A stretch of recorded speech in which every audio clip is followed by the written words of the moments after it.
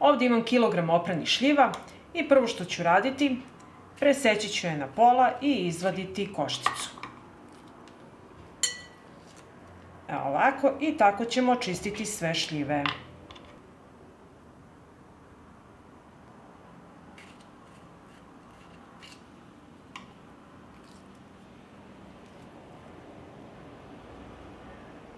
U očišćene šljive dodajem 3 supene kašike brašna.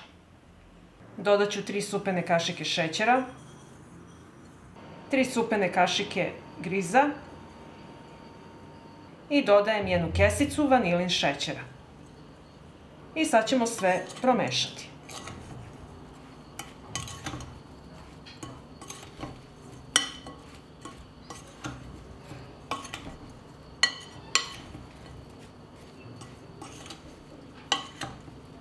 Sve smo lepo sjedinili i sad će mi trebati jedna vatrostavna činija. Zatim ćemo vatrostavnu činiju dno premazati sa puterom. I sa strane i po dnu.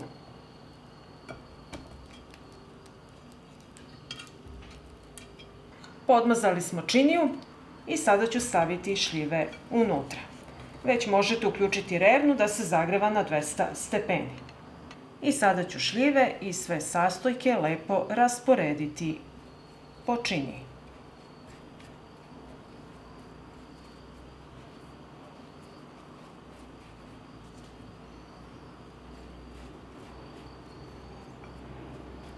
I ovako pripremljenu pitu nosim u prethodno zagrejanu rernu na 200 stepeni da se peče 40 minuta. I evo nakon 40 minuta naša pita od šljiva je gotova. I sada ćemo servirati našu šljivopitu. Videli ste kako se veoma lako i brzo priprema.